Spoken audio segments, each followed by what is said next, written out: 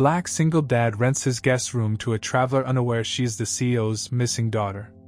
The alarm clock's shrill cry pierced through Marcus Thompson's restless sleep at 5:30 a.m., but his eyes had been open for the past 20 minutes anyway.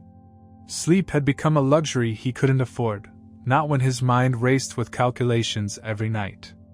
Rent, $1,200. Utilities, $180. Groceries, $300. Jaden's school supplies, $75. The numbers never added up the way he needed them to. "Dad, my shoes are making that squeaky sound again," came the small voice from the doorway. 8-year-old Jaden stood there in his too small pajamas, holding up his worn-out sneakers like evidence in a court case. Marcus sat up, running his hands over his face. Those shoes had been squeaking for 3 weeks now, and he'd been promising himself he'd buy new ones, next paycheck, for just as long. "We'll get you some new ones soon, buddy. Promise."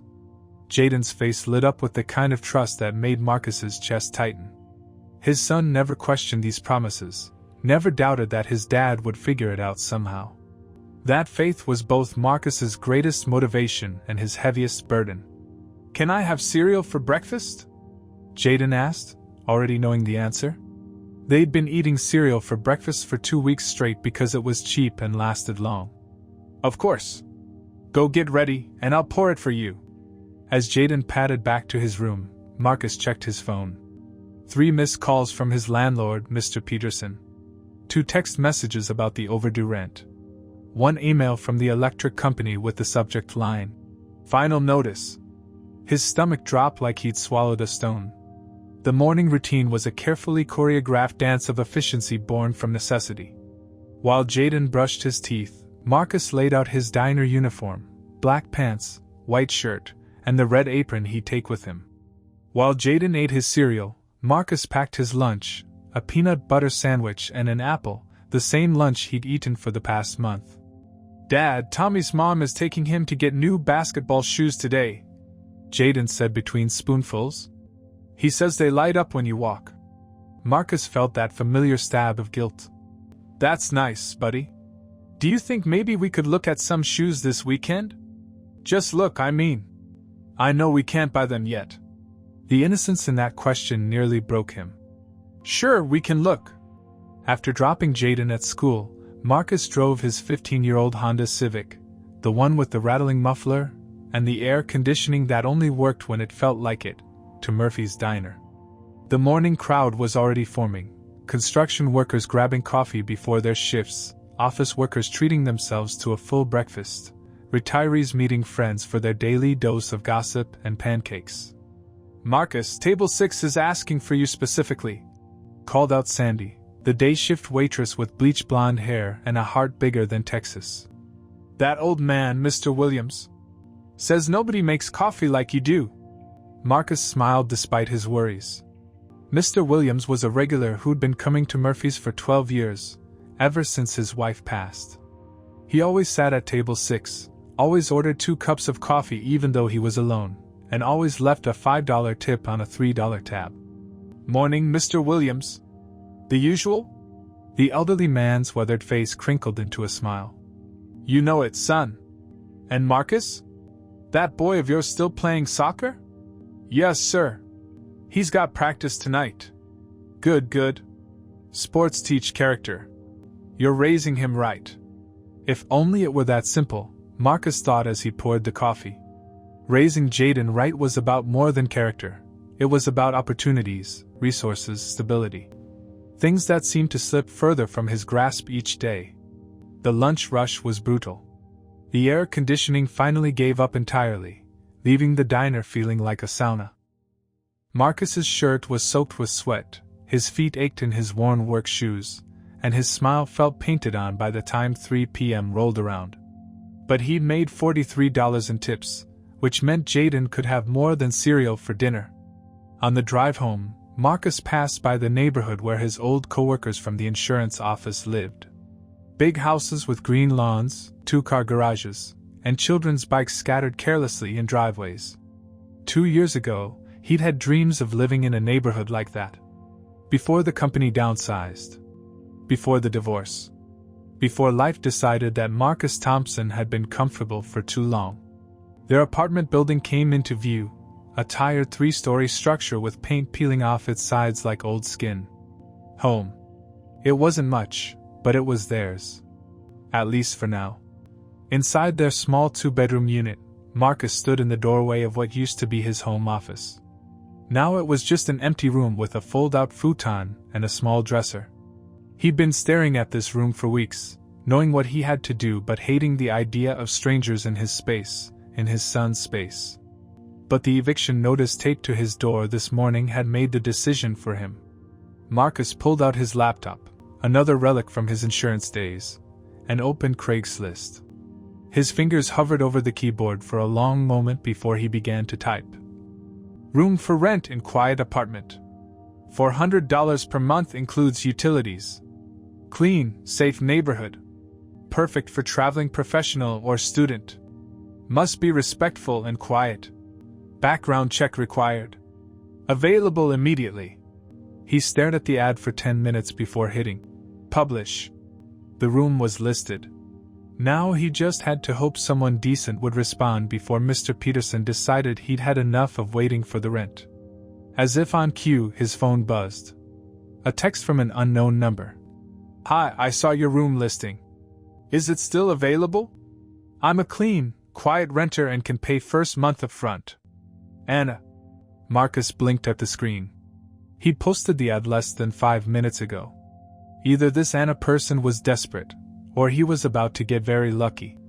He typed back. Yes, it's available. When would you like to see it? The response came immediately. How about tonight around 7 p.m.? I can bring references. Tonight. That was fast, maybe too fast. But fast was exactly what Marcus needed right now. That works. Here's the address.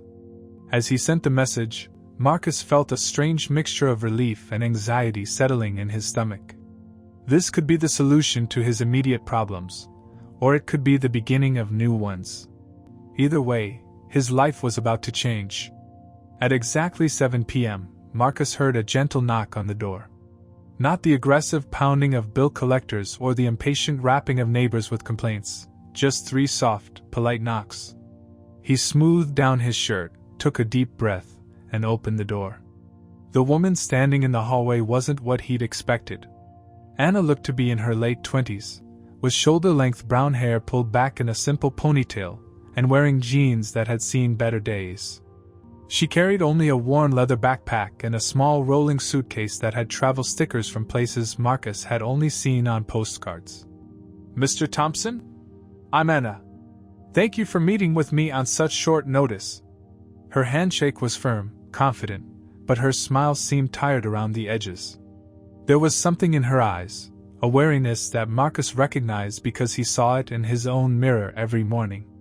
The look of someone who'd been carrying invisible weight for too long. Please, just call me Marcus. Come on in. As Anna stepped inside, Jaden bounded out of his room like a golden retriever puppy who'd heard the magic word. Visitor. He skidded to a stop in his socked feet, suddenly shy now that a stranger was actually in their living room. This is my son, Jaden, Marcus said, placing a protective hand on the boy's shoulder. Jaden, this is Anna. She might be renting our extra room. Hi, Jaden said, his voice barely above a whisper.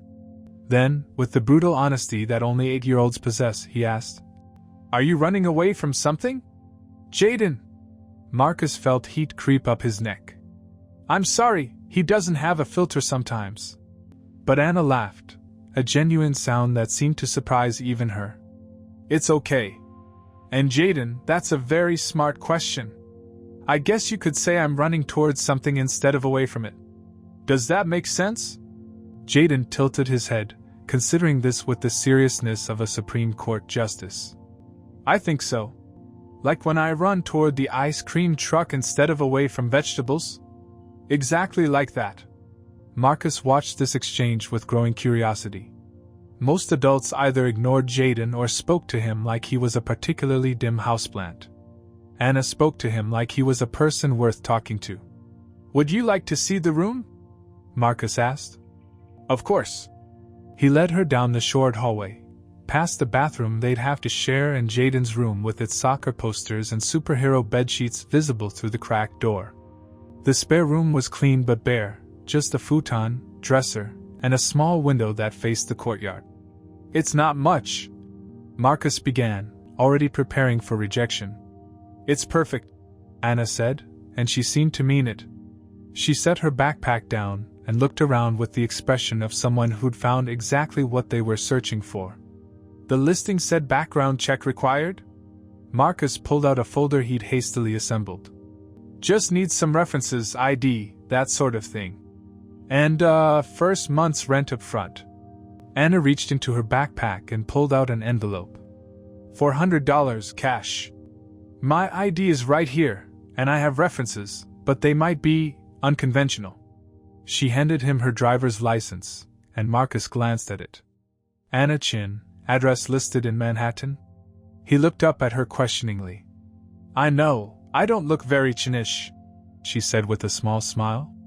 My mom's side. And yes, I'm a long way from New York. That's kind of the point. What brings you to Atlanta? For just a moment, something flickered across her face, fear, maybe, or sadness. Change of scenery. Sometimes you need to get completely away from everything familiar to figure out who you really are. Marcus understood that feeling more than she knew. How long are you planning to stay? I'm not sure yet. Is that a problem?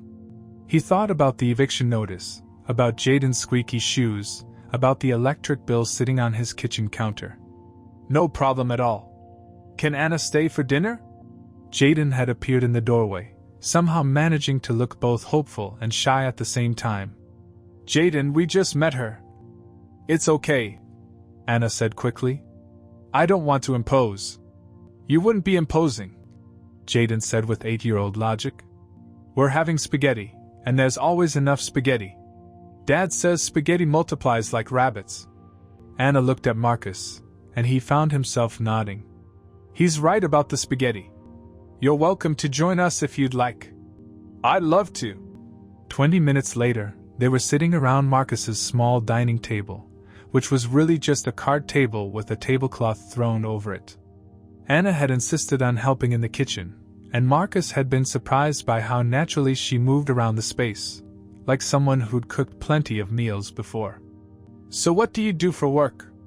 Marcus asked, twirling spaghetti around his fork. I'm between jobs right now, Anna said, which wasn't exactly an answer. What about you? I work at Murphy's Diner downtown. Been there about 18 months now. Do you like it?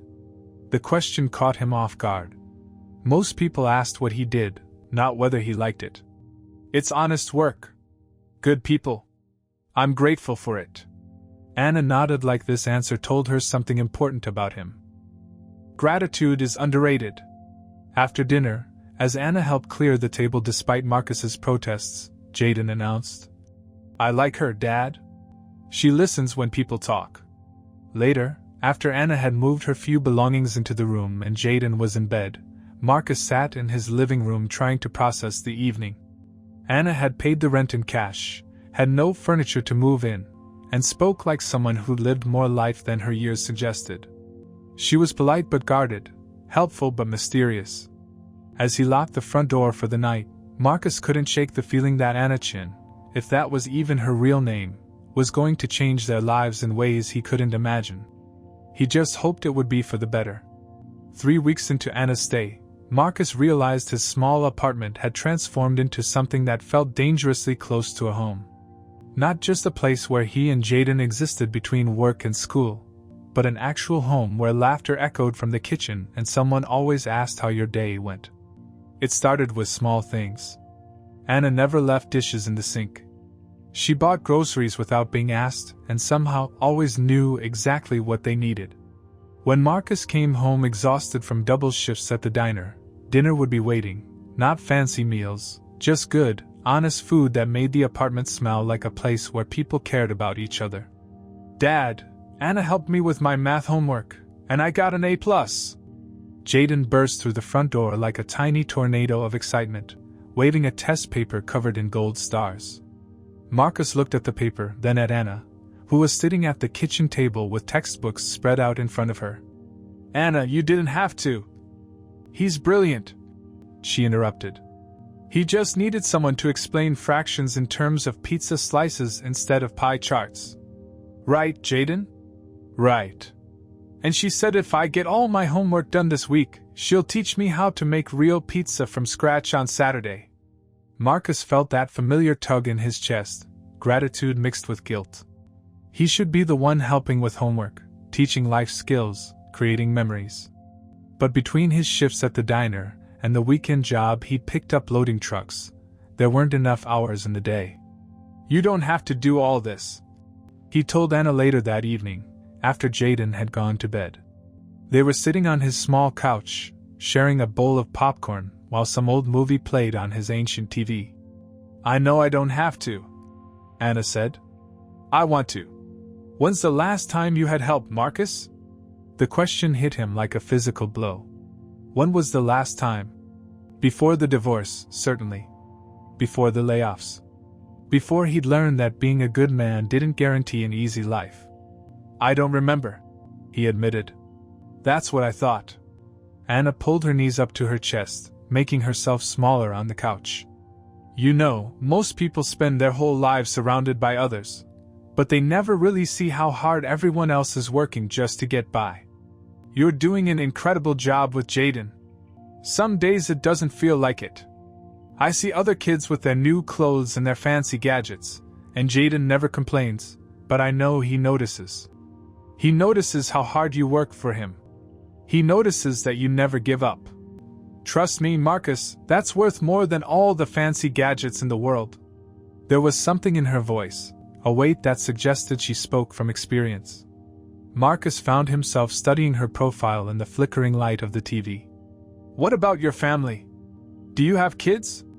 Anna was quiet for so long that Marcus thought she hadn't heard him. When she finally spoke, her voice was barely above a whisper. "I grew up in a house where everything looked perfect from the outside. Beautiful rooms, expensive furniture, all the right schools and opportunities. But nobody ever asked how my day was. Nobody ever helped with homework just because they wanted to spend time with me." She turned to look at him. "Jaden has something I never had, a parent who actually sees him." Before Marcus could respond, Anna stood up abruptly. "I should let you get some sleep. You have that early shift tomorrow." As she headed toward her room, Marcus called out, "Anna?" She paused in the doorway. "Thank you for everything." She smiled, but it looked sad around the edges. "Thank you for letting me stay." The next evening, Marcus was rushing to get ready for his weekend truck-loading job when Anna appeared in his doorway. "You work too much," she said, not accusingly but like someone stating a medical fact. "Bills don't pay themselves." Marcus pulled on his work boots, trying to ignore how his lower back already ached just thinking about lifting boxes for the next 6 hours. "Have you ever thought about doing something else? You have natural leadership skills, Marcus. I see how you handle problems, how you talk to people. You could be managing a business, not just working in one." Marcus laughed, but there was no humor in it.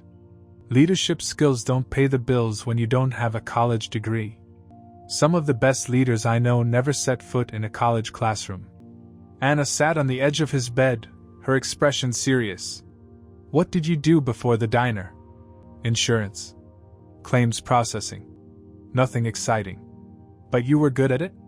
Good enough to get promoted twice before they downsized half the office." Anna nodded like this confirmed something she'd already suspected. "Have you ever thought about starting your own business? Something small, maybe related to what you already know." The idea was so foreign to Marcus that he actually stopped tying his boots. "I can barely keep up with rent.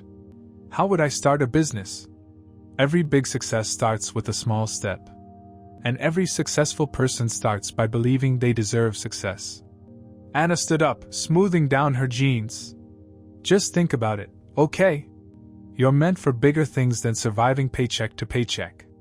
As Marcus drove to his weekend job, Anna's words echoed in his head.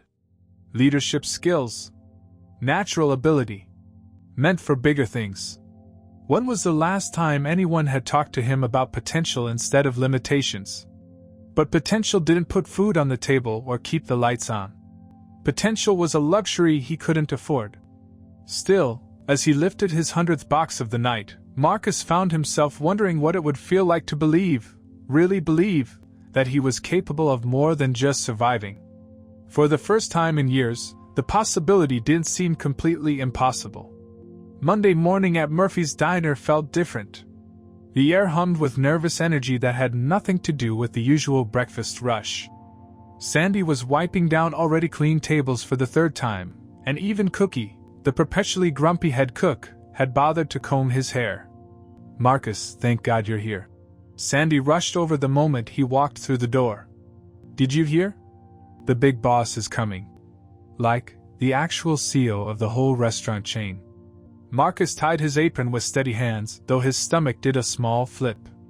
"When?" "This week sometime. Maybe today, maybe tomorrow. Nobody knows for sure." Sandy's voice dropped to a whisper. "Rumor is they're looking to promote someone to regional manager. Or fire someone. Depends on who you ask." Great. Just when life was starting to feel manageable, the universe decided to shake things up again.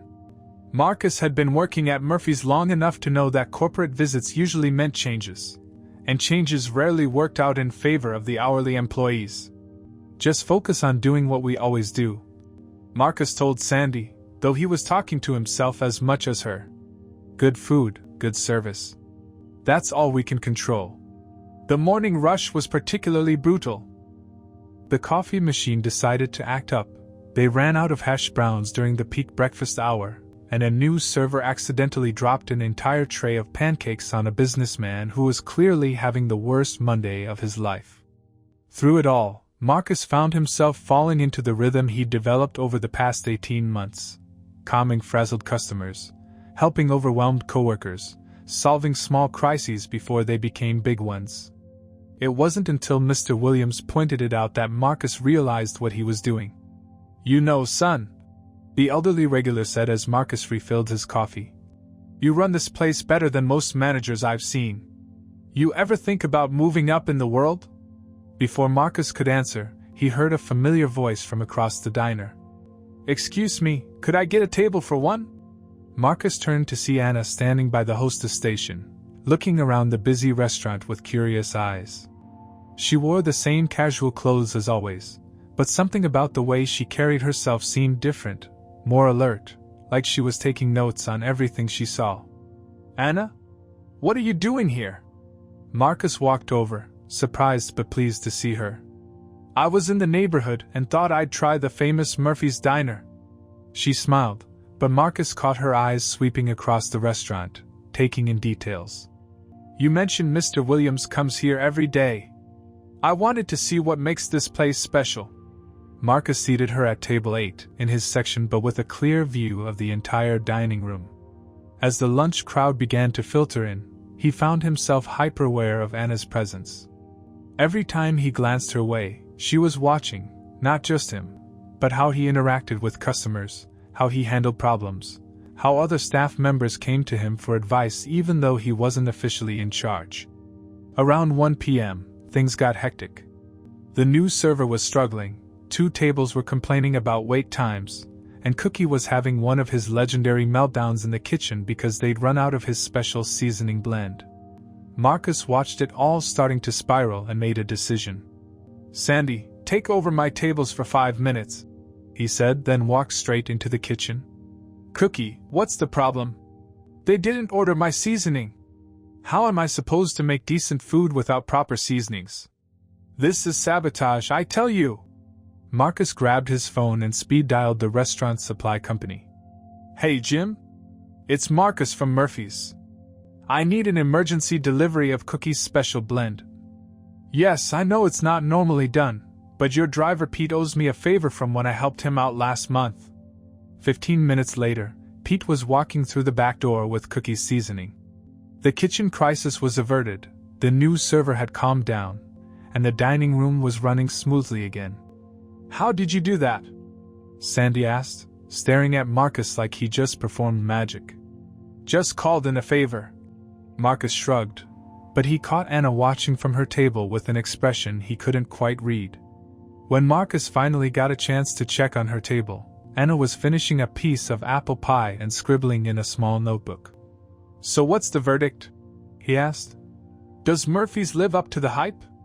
Anna closed her notebook and looked up at him with those serious eyes. "The food is good, but that's not what makes this place special." "What do you mean?" "I've been watching you for 2 hours, Marcus. Do you realize that every single person in this restaurant has come to you for help with something? The hostess asked your opinion about seating arrangements. Sandy asked you to handle that difficult customer. The cook needed you to solve his supply problem.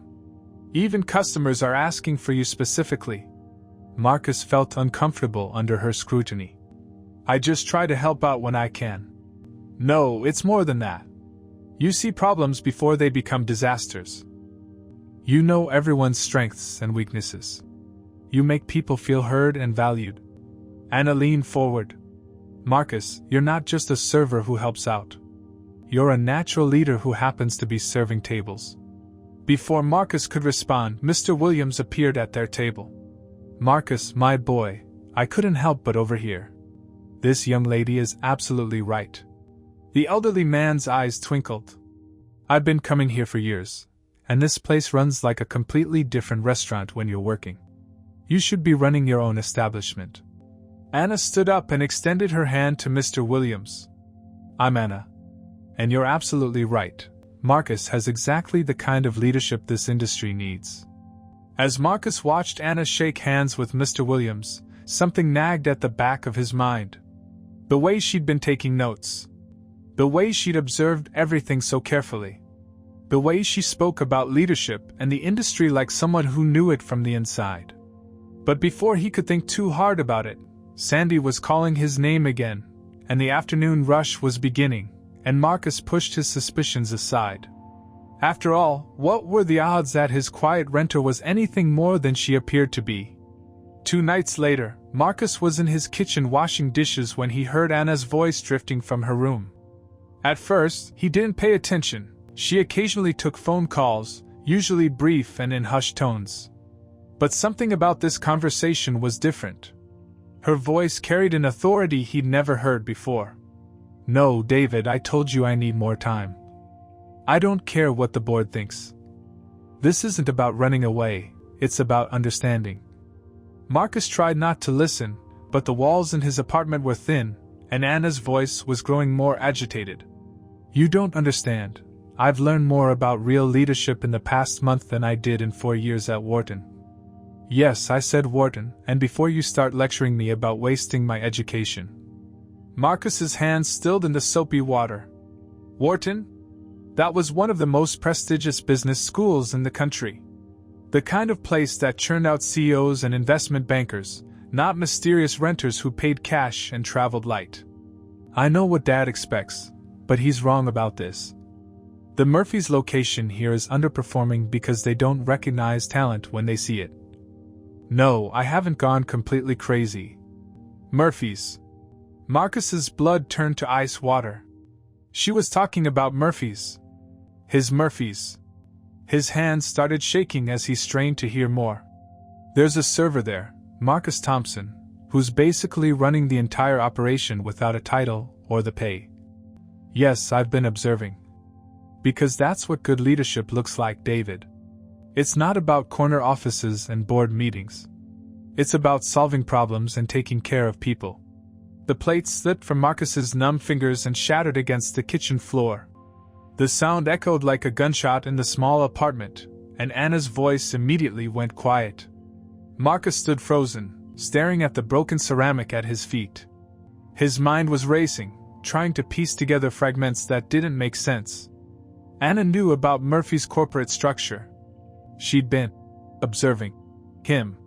She went to Wharton. She was talking to someone named David about her father's expectations. The bedroom door creaked open. "Marcus? Are you okay?" "I heard something break." He turned slowly to find Anna standing in the hallway, phone still in her hand, her face pale in the dim light. They stared at each other for a long moment, the weight of unspoken truths hanging between them like a live wire. "Who are you?" Marcus's voice came out as barely a whisper. Anna's shoulders sagged, and she looked suddenly younger than her years. "Let me explain. Who are you?" This time his voice was stronger, edged with something between anger and fear. Anna closed her eyes, took a deep breath, and when she opened them again, Marcus saw something he'd never seen before, vulnerability mixed with resolve. "My name is Anna Chun Morrison. My father is William Morrison.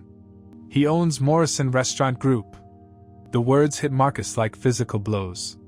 Morrison Restaurant Group, the parent company that owned Murphy's Diner and 47 other restaurants across the Southeast. The company whose CEO was supposed to visit this week. "Your father." Marcus's voice trailed off as the pieces clicked into place with sickening clarity. "Is the CEO you've all been worried about?" "Yes." Marcus sank into one of his kitchen chairs, his legs suddenly unable to support his weight. "So this whole time, the room rental, the dinners with Jaden, helping with homework, it was all what? Research?" "No." Anna moved toward him, then stopped when she saw him flinch. "Marcus, no, that's not. It started that way, but it became something completely different." "Started that way?" Marcus laughed, but there was no humor in it. "So you've been spying on me?" "Not spying. Observing. There's a difference." "Is there?" Marcus stood up abruptly, anger flooding through him like adrenaline. "You let me cook for you. You helped my son with his homework. You listened to me talk about my struggles, my fears about losing my job, about not being good enough for Jaden. And the whole time you were taking notes for your father? It wasn't like that. Then what was it like, Anna? Or is Anna even your real name?" "Anna is my middle name. And yes, initially I came here because I wanted to understand why the Atlanta Murphy's location was underperforming. But Marcus, you have to believe me, everything that happened after that first night was real." Marcus ran his hands over his face, trying to process the betrayal. "How long have you been lying to me?"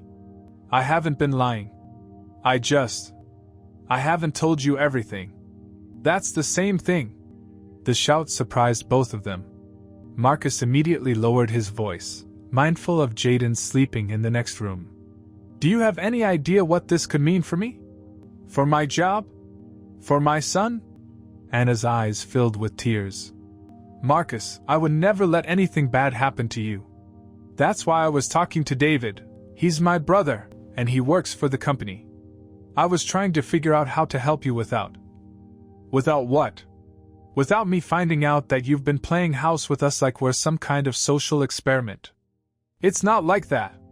"Then what is it like?" Marcus's voice broke slightly. "Because from where I'm standing, it looks like a rich girl decided to see how the other half lives, and my son and I were just convenient lab rats." Anna wiped her eyes with the back of her hand. "I know how this looks, but Marcus, these past few weeks have been the most real my life has ever felt. Watching you with Jaden, seeing how you care for people, how you solve problems without expecting credit, you've shown me what real leadership looks like. And what happens now? Your little experiment is over, so you go back to your real life and I go back to worrying about whether I'll still have a job next week?" Anna stepped closer, her voice desperate. "That's not going to happen. I won't let it happen." Marcus looked at her, really looked at her, and for a moment he saw the woman who'd helped Jaden with his math homework and listened to Marcus's dreams about maybe starting his own business someday. But then he remembered the phone conversation, the careful observations, the notebook she'd been writing in. "I think you should leave," he said quietly. "Marcus, please. I need time to think. About what this means. About what's real and what isn't." He walked to the front door and held it open. "I need you to leave." Anna stared at him for a long moment, then walked to her room to gather her things. When she emerged with her backpack and rolling suitcase, the same items she'd arrived with, she paused at the door. "For what it's worth," she said, "everything I told you about your potential, about your leadership abilities, about deserving better, all of that was true. You're going to be fine, Marcus. Better than fine." After she left, Marcus sat alone in his kitchen, staring at the broken plate he still hadn't cleaned up, wondering if anything in his life would ever be simple again. Marcus barely slept that night. Every time he closed his eyes, he saw Anna's face, sometimes laughing with Jaden over homework, sometimes scribbling notes while watching him work, sometimes crying as she tried to explain herself. By 5 a.m., he gave up pretending to sleep and made coffee with hands that still shook slightly. Jaden shuffled into the kitchen at his usual time, rubbing sleep from his eyes. "Where's Anna? She usually makes pancakes on Thursday mornings." The innocent question hit Marcus like a punch to the gut. How was he supposed to explain this to an 8-year-old? That the woman who'd become like family to them had been lying the entire time? "Anna had to leave, buddy." "Leave? Like forever leave?" Jaden's voice climbed higher with concern. "I think so, yeah? But why? Did we do something wrong?" Marcus knelt down to his son's level, looking into eyes that held too much trust for this cruel world. "No, Jaden. We didn't do anything wrong. Sometimes things are complicated. That's what grown-ups always say when they don't want to tell kids the truth." Out of the mouths of babes. Marcus sighed. "Anna wasn't who we thought she was. Was she like a secret agent or something? If only it were that simple. Something like that." All morning at Murphy's, Marcus moved through his routine like a zombie. He served coffee, took orders, and smiled at customers, but his mind was spinning with questions and fears. What would happen when William Morrison showed up? Would Anna have told him about Marcus by now?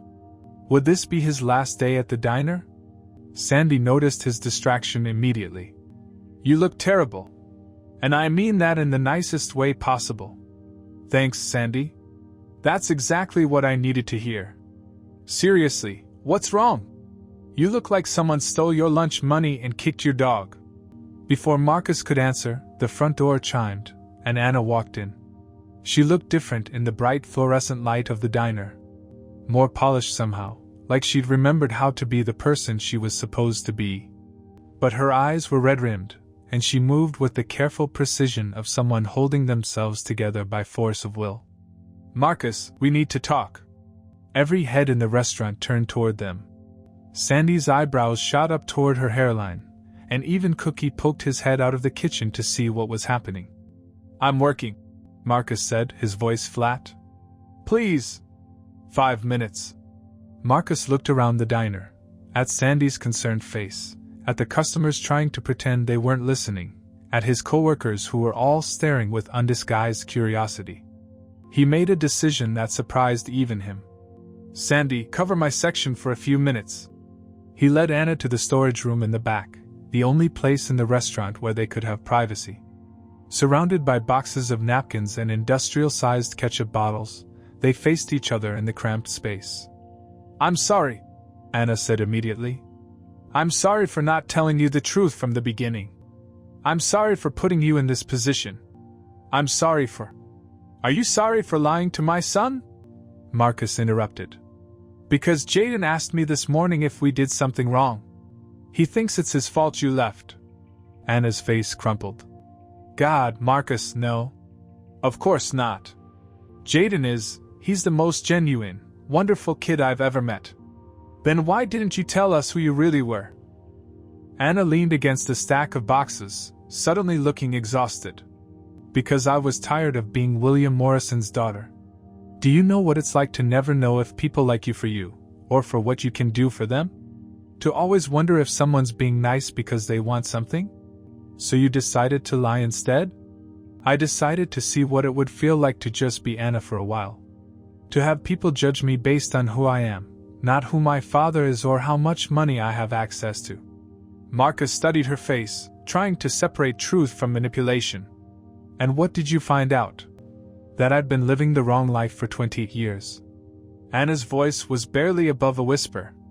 "That watching you with Jaden taught me more about love and sacrifice than anything I learned in business school. That seeing you lead people without a title or authority showed me what real leadership looks like." Pretty convenient revelations. "Marcus, I know you don't believe me, but I need you to understand something. My father is coming here tomorrow. He's planning to either promote the current manager or bring in someone from outside. He doesn't even know you exist. Marcus's stomach dropped. What are you saying? I'm saying that this restaurant runs on your shoulders, but you're invisible to corporate. And if nothing changes, you'll stay invisible while they promote someone who doesn't know half of what you know about this place. So what do you want me to do about it? Anna straightened up, and for a moment Marcus caught a glimpse of the CEO's daughter she really was. I want you to let me help. I want you to let me tell my father what I've observed here. You mean you want to tell him about your little social experiment? I want to tell him that he has a natural leader working for minimum wage plus tips, and if he doesn't recognize that, he's going to lose the best employee this company has. Marcus laughed bitterly. And why would you do that? What's in it for you? Anna looked him straight in the eyes. Because it's the right thing to do. Because you deserve better. And because... She paused, seeming to struggle with her next words. Because even if you never forgive me, I can't let you and Jaden struggle when I have the power to change that. Marcus wanted to stay angry. Anger was safer than hope, cleaner than the messy emotions swirling in his chest. But looking at Anna now, really looking at her, he saw something that made him pause. She was scared. The confident, mysterious woman who'd helped Jaden with homework and encouraged Marcus to dream bigger was scared of what he might say next. If I let you help, Marcus said slowly, what happens after? Do you disappear back to your real life? Do you send Jaden a Christmas card from Manhattan? Anna's eyes filled with tears again. I don't know. But Marcus, I promise you this, whatever happens between us, I will make sure you and Jaden are okay. Marcus stared at her for a long moment, weighing trust against betrayal, hope against fear. Finally, he nodded. Okay, Anna. One chance. Don't make me regret this. Friday morning arrived with the kind of nervous energy that made everyone at Murphy's Diner move like they were walking on eggshells. Marcus had barely slept again, his mind cycling through every possible scenario of how the day could go wrong. He dressed in his cleanest uniform and arrived 30 minutes early, determined to be ready for whatever was coming. He's here, Sandy whispered urgently as a black sedan pulled up outside the restaurant. That's got to be him. Through the window, Marcus watched a tall man in an expensive suit step out of the car. William Morrison looked exactly like what Central Casting would order for a successful CEO: silver hair, confident posture, and the kind of presence that commanded attention even from across a parking lot. Anna emerged from the passenger side, also dressed more formally than Marcus had ever seen her. She wore a navy blazer and moved with the professional confidence of someone who belonged in boardrooms. For a moment, Marcus felt the full weight of the gulf between their worlds. Places, everyone, called Jim, the day manager, his voice tight with stress. Act natural. Natural. Right. As if having the owner of the entire restaurant chain walk through the door was an everyday occurrence. The father-daughter duo entered Murphy's, and Marcus immediately noticed the dynamic between them. William Morrison surveyed the restaurant with the calculating eyes of a businessman, while Anna hung back slightly, her gaze finding Marcus behind the counter. Mr. Morrison, welcome to Murphy's. Jim rushed forward, practically vibrating with anxiety. We're so honored to have you here, sir. I've prepared a full report on our operations, and I'd love to show you. That won't be necessary just yet, Morrison interrupted, his voice carrying the authority of someone accustomed to being obeyed. I'd like to observe your normal operations first. Pretend I'm not here. Pretend he wasn't there. Marcus almost laughed at the impossibility of that request. The man owned 48 restaurants, and his daughter had been living in Marcus's spare bedroom for a month. Casual was not an option. The morning rush began, and despite everyone's nerves, Murphy's fell into its familiar rhythm. Marcus found himself slipping into the zone he knew best, taking orders, solving problems, keeping things running smoothly. He was refilling Mr. Williams's coffee when he noticed Morrison watching him intently. Excuse me. Morrison approached the counter where Marcus was working. You're Marcus Thompson? Marcus's heart hammered against his ribs. Yes, sir. My daughter tells me you essentially run this establishment. Every conversation in the restaurant stopped. Marcus could feel every eye on him, including Jim's, whose face had gone pale as paper. This was it, the moment that would determine whether he still had a job at the end of the day. I just try to help out where I can, sir. Morrison studied him with sharp eyes. Show me. Sir? Anna tells me you prevented a kitchen crisis earlier this week. Show me how you handle problems. As if on cue, the coffee machine chose that exact moment to start making an ominous grinding sound. Marcus looked at Morrison, then at the machine, then made a decision that could either impress or infuriate a CEO. Sandy, switch to pot coffee for table service, Marcus called out, already moving toward the machine. I'll have this fixed in 2 minutes. He opened the panel, diagnosed the problem, a simple belt adjustment, and had the machine running smoothly before Morrison had finished examining the daily specials menu. How did you know how to do that? Morrison asked. I make it my business to understand how everything works here, sir. Can't solve problems if you don't understand the systems. Morrison nodded slowly. What else? The next hour was like an extended job interview disguised as normal restaurant operations. Every time a situation arose, a confused news server, a customer complaint, a supplier delivery mix-up, Morrison watched how Marcus handled it. And every time, Marcus found himself naturally taking charge, not because he had authority, but because it was what the situation required. During a brief lull, Anna approached the counter where Marcus was organizing receipts. How do you think it's going? She asked quietly. Honestly? I have no idea. Your father's impossible to read. Anna glanced toward where Morrison was seated, reviewing what looked like financial reports. He's impressed. I can tell. How can you tell? He's been taking notes. Dad only takes notes when he's planning to act on something. Before Marcus could respond, Morrison stood up and walked over to them. Marcus, I'd like to speak with you privately. Anna, please join us. They settled into a corner booth, away from the bustle of the dining room. Morrison folded his hands on the table and looked directly at Marcus. My daughter has told me quite a story about you. Marcus shot a glance at Anna, who gave him an encouraging nod. She says you've been essentially managing this location without the title or compensation. She also says you have ideas about how to improve operations. I might have a few thoughts, sir. I'm listening. Marcus took a deep breath. This was his moment, possibly his only moment, to make a case for himself. This location underperforms because we don't leverage our strengths, he began. We have incredible regulars like Mr. Williams who come here every day, but we don't have a loyalty program. We have a great location near 3 office buildings, but we don't cater to the business lunch crowd.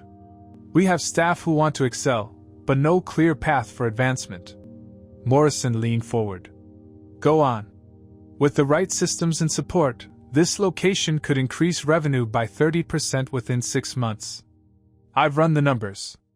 You've run the numbers, Morrison repeated. On your own time? Yes, sir. I care about this place. About the people here. Morrison was quiet for a long moment, studying Marcus with those sharp businessman's eyes. Finally, he turned to Anna. You were right, he said simply. Then he looked back at Marcus.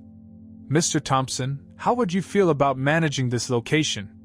Real authority, real compensation, and a budget to implement these ideas you've been developing? Marcus felt the world tilt on its axis. Sir? I'm offering you Jim's position. He's being transferred to a location that better suits his administrative strengths. You'd start Monday.